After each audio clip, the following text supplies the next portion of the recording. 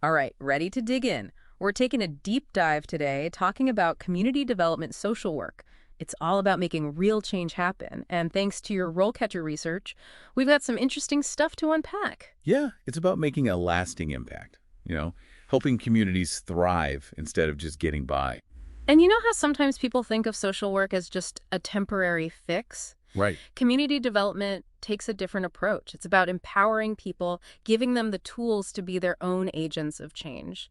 Actually, RoleCatcher mentioned a case study from rural Appalachia. Have you seen that Oh, one? yeah, that's a great example. It really shows that you don't need some outside savior to come in and fix everything. It challenges that whole idea, yeah. This community, they figured out what they needed, came up with their own solutions. They build something sustainable, something they own. Mhm. It's inspiring, right? But how do you actually get involved in all of this? Because it's not your typical desk job, is it? Oh, definitely not. We're talking about working directly with families, being out in community centers, maybe even pushing for policy changes at the city level. That's a pretty varied workday. It really is. One day you could be leading a financial literacy workshop, and the next you're at City Hall trying to get funding for a community garden. It's a good mix of being on the ground and thinking strategically. So yeah, no 2 days are the same. But RoleCatcher didn't shy away from the challenges either, did they? We're talking high-stress situations, often limited resources, and the emotional toll of dealing with some really complex issues. It's not easy work. It's definitely not for everyone. You need to be resilient, adaptable, and really passionate about social justice to thrive in that environment. But that's where the reward comes in, I think. You see the impact of your work firsthand. You're not just punching a clock, you're a part of something bigger. You're a catalyst for real change. So you're ready to jump into this field, make a difference. Where do you even begin? RoleCatcher had some surprisingly diverse examples of how people get started. Yeah, it's not your typical career ladder, you Yeah. know? I mean, you'll find people with social work degrees, of course, Right. That makes sense. but also sociology, psychology, even urban studies backgrounds. So it seems like it's less about the degree and more about what you bring to the table. Exactly. Each field brings something unique, whether it's understanding how people act or how cities work. It all ties in. It's like this web of knowledge, right? Yeah, and you can't forget the importance of those social work Oh, principles. right, of course. Ethics, all that. Yeah. Understanding the system, having that practical experience working with communities, it all matters. It's like you're building a skill set, like putting together a puzzle. And RoleCatcher had a pretty long list, too. We talked about empathy, good communication. Hmm. But they also mention, like, thinking critically, being a good listener, even navigating bureaucracy.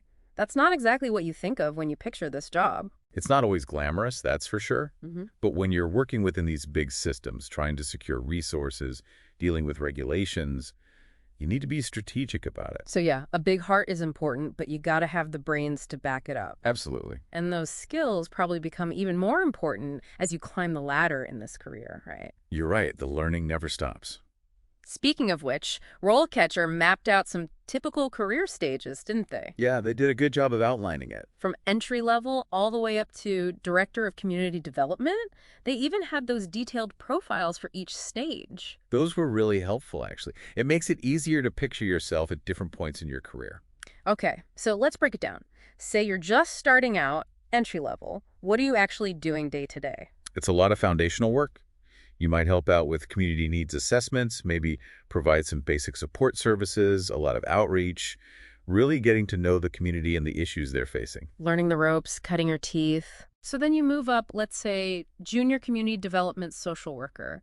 What changes at that level? Well, now you're starting to take on more responsibility. Okay, yeah. You might be developing and running programs, offering counseling, maybe even advocating for policy changes at the local level. So you're moving from supporting initiatives to leading them. I'm seeing a theme here, taking on more leadership. Right. All right, so what about senior level? That feels like a big jump. It definitely is. Senior community development social workers are often managing teams, building relationships with other organizations, conducting research, really trying to understand the needs of the community. They have to look at the big picture. Exactly. They've got their finger on the pulse of what's happening. So then the director level, that's the top, right? Pretty much.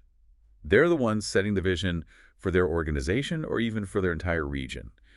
They're managing budgets, going after big grants, advocating for policy changes at higher levels. It's a lot of responsibility. Yeah, they have a lot of influence. It's amazing to think about going from learning the ropes to potentially becoming a real leader in your community. But let's be real for a second.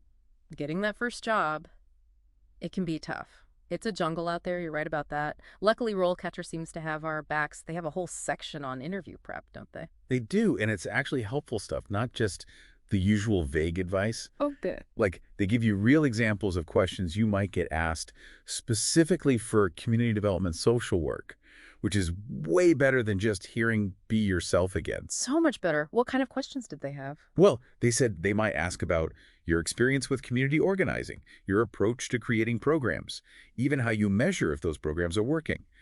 They also mentioned being ready to talk about building trust within the community and how you'd handle those tricky political situations that pop up. So they want to know how you'd actually act out in the field, not just what you know in theory, but how do you actually prepare for that with RoleCatcher? That's where the platform gets really cool. They have this tool. It uses AI to help you tailor your resume for each job. And get this, it even helps you practice your interview answers. Wait, AI for interview practice? How does that even work? It's pretty amazing, actually. You record yourself answering practice questions, and the AI analyzes how you're doing. It gives you feedback on things like, are you being clear? Are you getting to the point? Are you using the right kind of language to connect with the people interviewing you?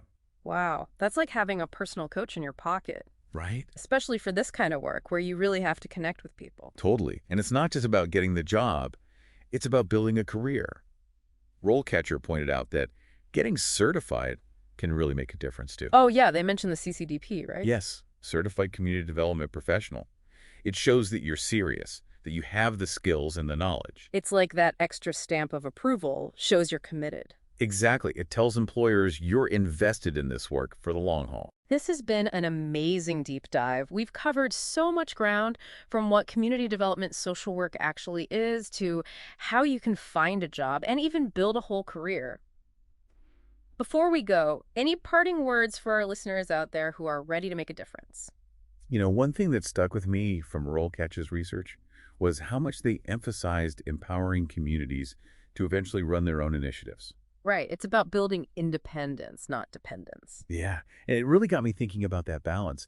How do you, as a community development social worker, support people while also making sure they have the skills to thrive on their own? That's something I'm still grappling with. It's a powerful question, and it speaks to the heart of this work. It's about being a guide, not just a giver.